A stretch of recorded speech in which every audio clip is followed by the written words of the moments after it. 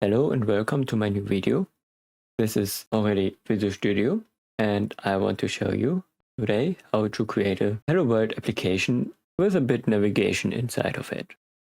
So in Visual Studio you start it first, then you click on create new project and you should get the same view as I do. On the left side you can see the recent project templates. They are not important for us, but they should be empty for you if you just installed Visual Studio. The next time you create a new project, you will see that project templates that you already used in the past on the left side. Now we start from the beginning and care about the right side. Here we have a lot of projects. Maybe you have it the same like me, that you have Console app on the top. If not, not a problem. Here you have a search bar, but you can also use the topics. Here you have some topics like C#, Linux, Mac OS, Windows, Console. And this is what we want to do now. So we select C# as a language. We select Windows as our system. Maybe you use Linux or Mac OS. In this case, you may use these ones. Then we have the project type. That is console, because we just want to use a little console application. Yeah, so now we have two console applications, maybe only one. It depends if you have .NET Framework installed or not, but we care about the one without .NET Framework, just the .NET one, because it's cross-platform and works on every desktop system, like Linux, Mac OS and Windows. We click on Next. Now we have the project name. The project name is the name that will also be the name of your executable file later. So we choose like Hello World because that will be our first application. The location part is something I would recommend that you choose something different. So the normal path should be something with repos. I don't exactly know it because I always use my own path. If you choose your own path, you can find your project faster, but you can keep the default if you want that, but it's much harder to find, in my opinion. The solution name can be the same as the project name. It's nothing we care about now, but I would recommend to uncheck this checkbox if it is checked for you. If we click on Next, we have the framework. We use .NET 9. If you have something else selected, please switch to .NET 9 that we have the same framework that we use. We don't care about the container support. That's not important for us.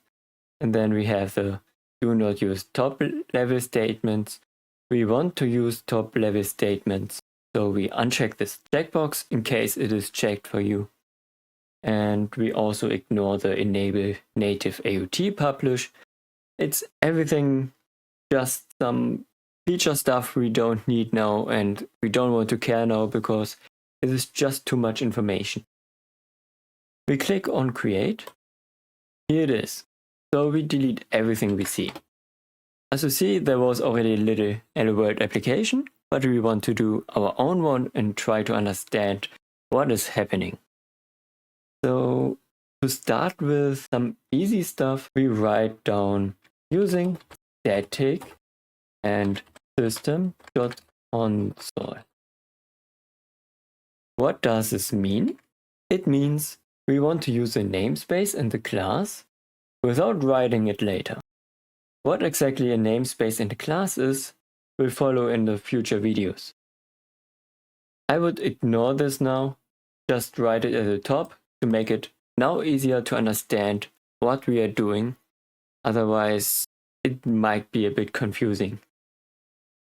So if we start with this, we want to write line or in a line.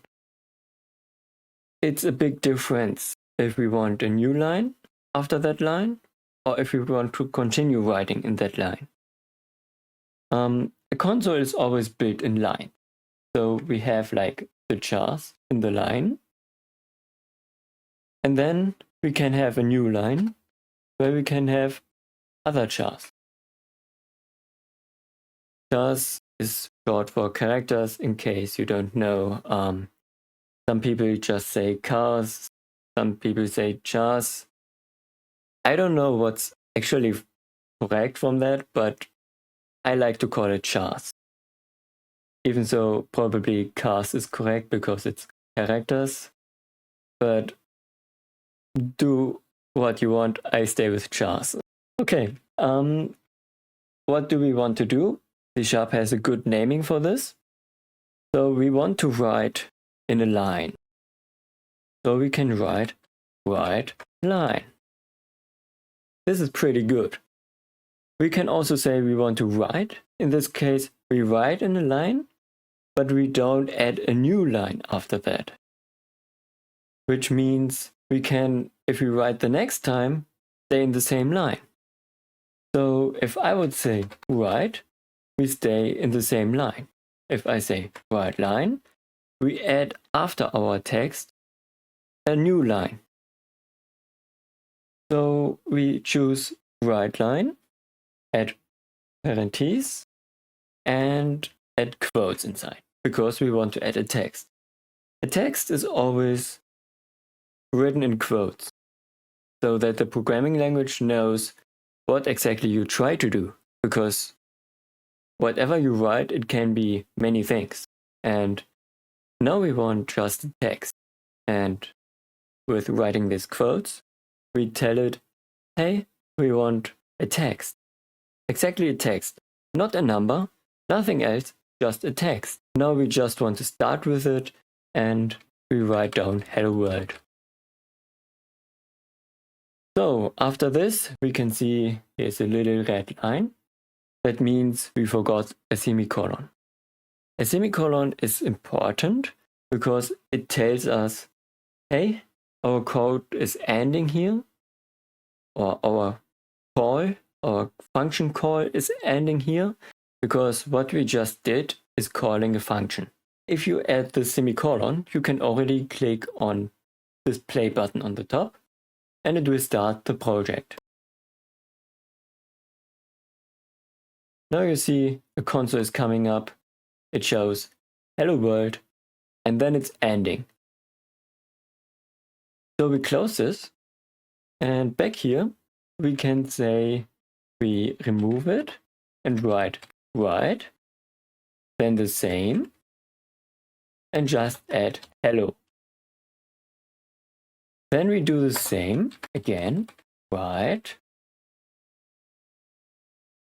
just add a space, and do the same again with world, semicolon. Now it's happening what I said before. We have 3 lines here, but we don't add a new line in the end. Because as we had it before, line would add a new line after the text. Now we don't have it. And look what's happening now. It still writes it in one line. Because write, not write line. It doesn't take the whole line. Maybe you already heard about a new line symbol. It is \n, just in case you want to know. You can have \n. I would recommend \n. It's totally fine if you use it. It works on Windows, Linux, Mac. Normally the systems nowadays shouldn't really care about it, just for information. So how can we navigate? We can say we want start point here, so we call it maybe start point, and then we make a colon. Start point is now a point that is not executed. It's like an invisible point where we say, hey, this is just for your information. Remember this one? We need it later. Remember this position. Now we go to the end, and we add go to. And as you can imagine, maybe, go to means we want to go to a place. So a place needs to be something that is a noun. And that is our start point. And because we don't execute start point, we just set it as a kind of marker. It should just remember it. We add a colon and not a semicolon. And now we just call start point, add a semicolon, because now we tell it, hey, execute this, call this thing, do this. So we need this semicolon. And then it will know, oh, hey, I remember there's a starting point.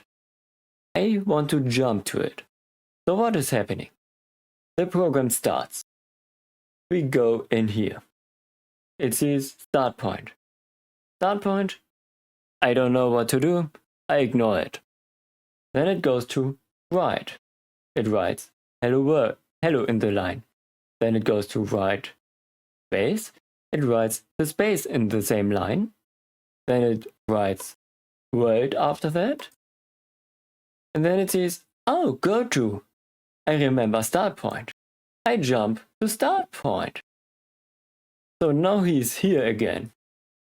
And starts again with hello. Then space. And then world. If I execute this, I will run into an infinity loop. So here we created our first infinity loop. We can do the same with a new line. So if I remove it here and I write line again and I click on play, it will do the same in a new line. And now I forgot to write world. But that's not a problem. We can just do it here. And if we close the application, we can also click on stop debugging on top. And then I click on play again.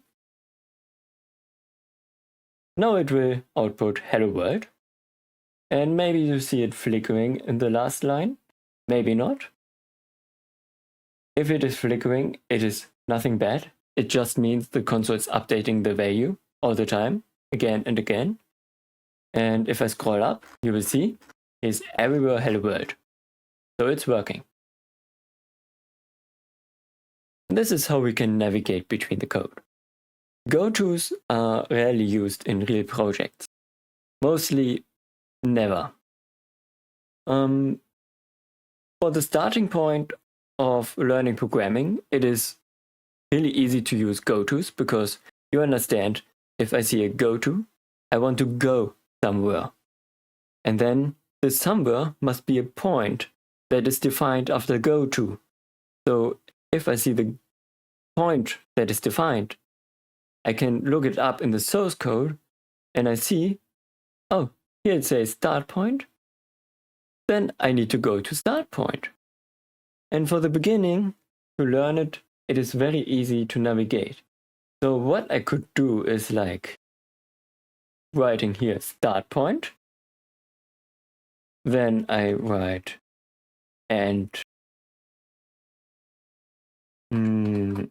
I write endpoint here, and point. Doesn't let me. I remove this line, it doesn't need to be there. Okay. What I do now is write